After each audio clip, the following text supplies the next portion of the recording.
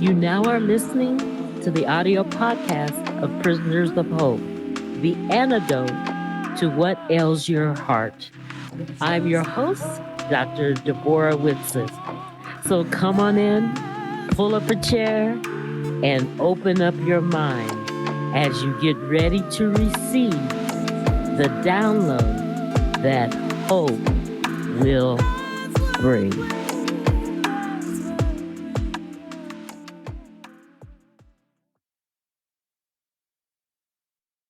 Well, hey, it is Dr. D, and it is a great day, and welcome to the Prisoners of Hope podcast. Today, we're going to talk about the evil one and the weapons the evil one uses to get you off course. If you look at First Peter, verse chapter 5, verse 8, it warns you. It says, Your enemy, the devil, prowls around like a roaring lion looking for someone to devour. You know, if you know anything about lions, the female lion, she's the one that does all the hunting, okay? And let's say she's hunting a pack of gazelles. You know, she's kind of a lion of convenience because why go out of her way to pick the strongest in the pack? The lion will always pick, the lioness will always pick the gazelle that's limping behind, or maybe the young gazelle. Okay. So today we're going to look at our enemy. It's very important for us to know ourselves and our enemies.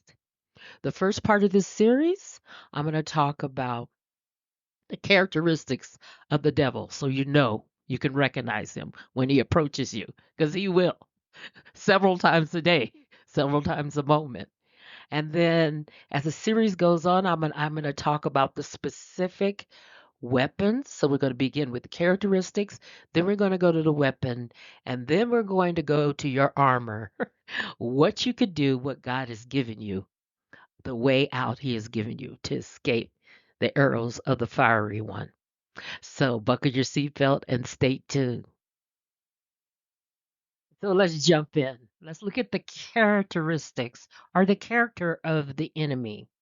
Sun Tzu, in The Art of War, many, many moons ago, wrote, If you know your enemy and yourself, you need not fear the results of 100 battles.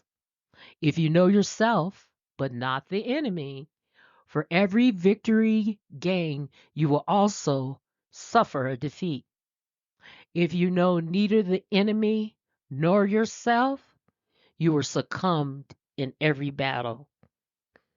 So, those are wise words from an old Chinese philosopher. In this series, we are going to examine the enemy, then your number one enemy. No, I'm not talking about your mother-in-law or that mean coworker that you have to deal with, or that mean girl at school, or that bully that takes your lunch money. No, I'm not talking about them. We're going to spend time in this series learning all about our number one enemy, the devil. In First Peter chapter 5, verse 8, we see that the devil prowls, which means that he lurks. I looked up some synonyms for the word prowl. Lurks, stalks, lies in waiting, creeps around. He prowls. He also steals.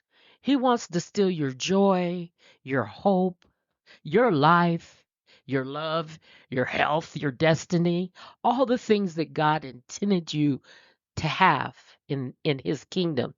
He wants to take all of that from you. He also disguises himself. He's a master of disguises. Matter of fact, he disguised himself as the angel of light. I want to share this experience with you. I was in San Diego, and that's where I went to undergraduate in the 70s. I'm dating myself. Yes, in the 70s, before the internet, I went to college, and this one girl in this class invited me to her church. And I had kind of fallen away from God. Not kind of, I had. Not reading my Bible, not praying. I mean, maybe Christmas and Easter, the special holidays that you feel obligated to do that. That's all I was doing. So I decided, hey, raised as a good little Christian girl, I decided it was time to get back. That pull, that calling is always in your heart, okay? That's why the Bible says raise a child in up in the way and they will not fall from it. That's my way of saying it, but the Bible says it a little more elegantly than that. But I wanted to share this with you and show you how God makes a way out. At the time, I was running marathons, and so which means I could run at least 26. I could run 26 miles at the most, right? And so this one girl, she invited me to church, and I said, "Oh, sure." And it was, I think, up in the Julian Mountains. I can't remember. It was a long way from home, actually 33 miles away from where I lived. And it was the Church of the Angel of Light. Now, when I heard that, I thought, you know how something in the back of your mind, you're like, I recognize that. Or like when you see somebody you know, but you can't figure out where you know them or place them. Angel of Light. I'm like, I heard that in Bible study. And so I went to this church and guys, I kid you not, it smelled like dirt. It smelled like dirt. The whole the walls and everything smelled like dirt. It was a church of Satan. And when I realized, I excused myself to go to the bathroom and I ran 30 miles all the way home. I could have won a marathon race. I think I had the best time ever because I realized it was a church of Satan, the angel of light. It was a pretty scary experience. So he is a deceiver. He disguises himself as a person of light. He lies. Often he carries the appearance of truth. He packages it so that many people will believe that truth that he's telling you. And I'm putting truth in finger quotes, air quotes in the air. It is a thin shell of the truth stuffed with a lie. I used to listen to what was his name? I can't think of his name. I having a brain freeze. But it was a guy on the radio in LA at night, talk radio.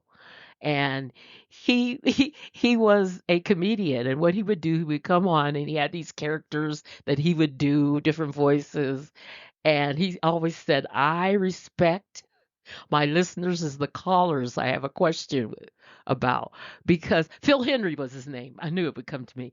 And Phil, he would say something that made sense, then all of a sudden it would be a left turn. It wouldn't make any sense at all. Like he said, well, men who are bald, they have problems with ED. And he had men calling and screaming at him and women calling and screaming at him because that's what he did. He sounded like he was an informative radio host talking about some topics that people are interested in. And all of a sudden he would take a left turn, start with the truth, end with a lie. That's what Satan does. He lies. He lies. He lies. That is his nature. If you listen to him, your pants are going to be on fire. You ever heard the saying, liar, liar, pants on fire? Your pants are going to be on fire if you listen to him, okay? He looks to destroy and devour everything. He's a destroyer. He wants to take your heart. He wants to take your fortune.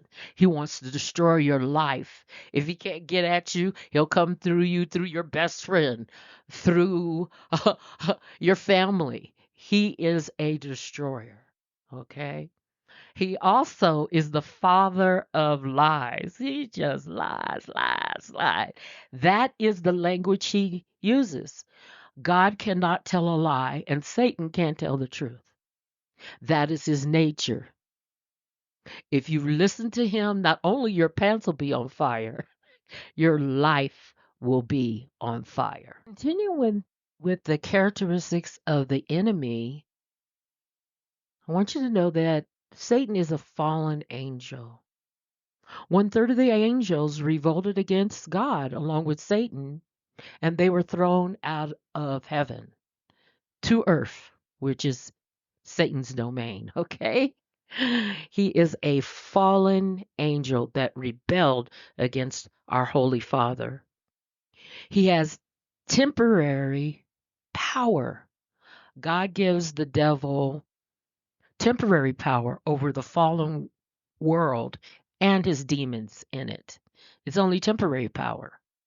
He's very cynical about human goodness. He hates everything that God the Father created. He hates humans because God the Father loves humans the most. After all, he gave his only son to be sin for a sinful world. So God really loves humans, which makes Satan put us on his number one to hate list, okay? He's always trying to test God's authority. But remember, his power is temporary. He's manipulative, okay? He manipulates matter, he can, and weather. He can do that, and patterns, because he does have domain over our world. He can influence legal proceedings. So some of you have been the victim of that. And he can infect people with diseases if God lets him. See the story of Job if you want to hear more about that. He's hierarchical. Say that fast 5 times, which basically means is that he is not above God. The devil's domain is hierarchical. He is not greater than God. He has no power over the Father. Okay? He's tenacious. Tenacious means that he's spunky, he's steadfast, he's strong willed, stubborn, tough, and unwavering. He's very tenacious. However, he is not creative. He doesn't create new ways to come after people. One of the number one things that Satan asks you, who do you think you are? I mean, he even asked Jesus. And we'll examine later in the series the conversation that Jesus had with Satan during those 40 days he was in the wilderness. He is tenacious, not creative. God creates, the devil destroys. Don't get confused. Well, guys, to review, basically, the devil's a liar. He's a deceiver. He has to come under the authority of God. He has temporary power. He is a master disguiser. All the bad things. That's what the devil is. And part two of this series on the weapons that the enemy uses against you, we're going to look at some specific weapons that the devil uses. Okay. And we're going to, in the third part of this series, look at strategies that God have given you, that Jesus used himself to fight the devil.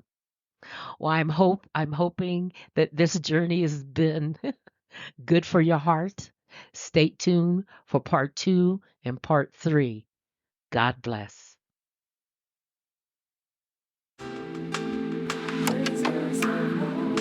My hope is that this journey has been fruitful and you're able to take it and apply it to your life. Until next time, tune in again for the Prisoners of Hope podcast. God bless.